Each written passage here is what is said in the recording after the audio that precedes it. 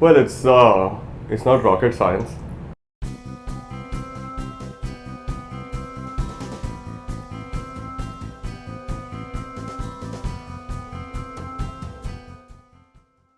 In an industry which grows on average more than 100% year on year, and during sales seasons can be 3 times as large as its average run rates. So it's a little maddening, but that said, our attempt is to gain more and more control of the forces that surround us and make it a little less maddening and more predictable for ourselves. Locations which are generally tougher than others would be anywhere in the hills. So for instance, the Northeast is fiendishly difficult because you can't fly into the northeastern airports. There simply aren't enough flights, or there aren't enough airports. So you actually drive into the rest of the Northeast. So people are worried about J&K, generally parts of Himachal, the Northeast. Kerala used to be very tough because of regulatory issues. But look, everything is tough. I'll give you an example. Bombay's been underwater for the last month, pretty much. Now that makes Bombay phenomenally difficult to deliver in. Delhi has fog, right? You go to Gujarat, you have 55-degree temperatures in the shade. So Rajasthan is 50 degrees. So everywhere is hard. There's no part of India where you can really point to and say this is an easy city to deliver in. We are extremely sort of careful about how we understand consumers, how we understand what they're buying, we understand where they live, we understand how they behave during specific times of the year. Within our own network, we try and understand using data how efficiently multiple modes of transport have been able to get us to a location, how precisely can I deliver a parcel to a consumer, who's a real consumer versus a fraudulent consumer. So data is pretty much, think of it this way, what our systems are decision support systems. They're not exactly just tracking systems. And what data allows us to do is to make better decisions. So that's at our core. While we are still a delivery company, you could argue we're also partially a data company. I think the vision for our company is very simple. We want to be the most flexible fulfillment company in the country. And obviously, it goes without saying that we have to be able to do this at the lowest possible cost and with the highest service quality. If I think in 5 years we can look back and say that, and we're nowhere close to this yet, by the way, I should point out, we can look back and say we can support any business going online, irrespective of what it sells and what business model it follows.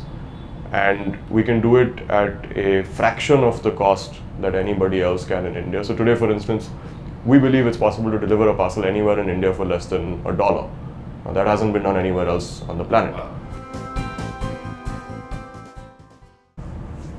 I think one is the challenge of managing a large workforce. We have 15,000 people already. In 5 years, I wouldn't be surprised if we're north of 50,000 people. So creating, building, structuring and managing that team, where also, by the way, we use a lot of data to manage the team, will be one of our challenges. B is, I think we've got to remain maniacally focused on service quality.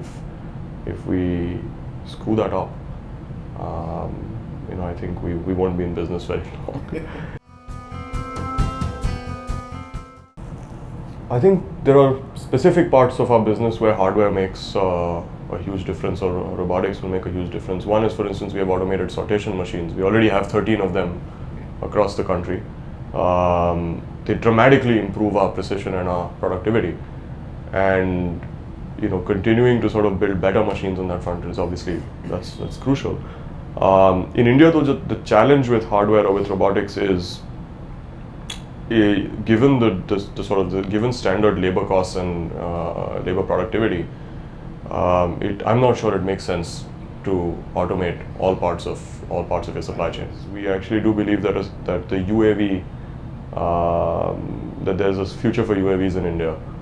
So just like the Agartala problem I was just talking to you about, the question we ask ourselves is what products can we deliver using UAVs? So whether you look at, let's say, time-critical healthcare, food, can we deliver those in difficult terrains, whether it's in the Northeast? So I think UAVs will have some role to play.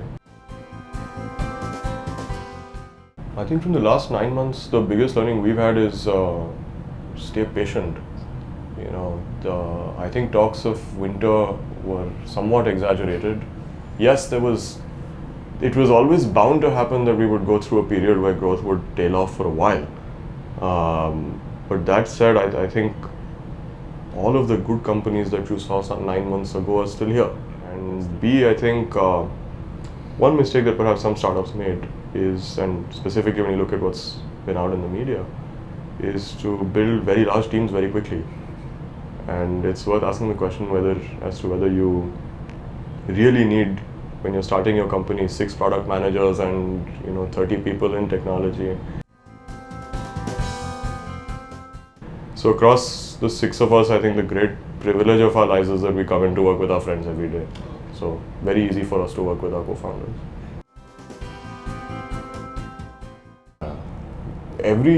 I think between Suraj and myself, we have probably delivered in 5 years won't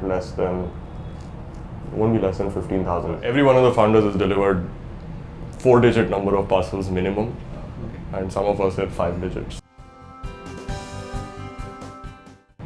Many shocks. Like I was telling you earlier, we've seen pretty much everything. We've had a founder nearly arrested in a case of mistaken identity. We've found ourselves in the middle of political rallies and strikes. We've been in cities when they've been shut down and communication has been shut down in the city, so we don't know where anyone is.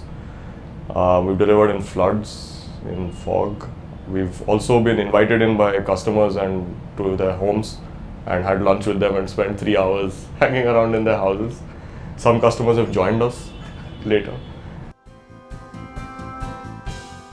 I play football. I grew up in Ahmedabad, but I'm Bengali, so I have football roots. So we have our own delivery soccer league and delivery teams. So we have about 100 people who play football.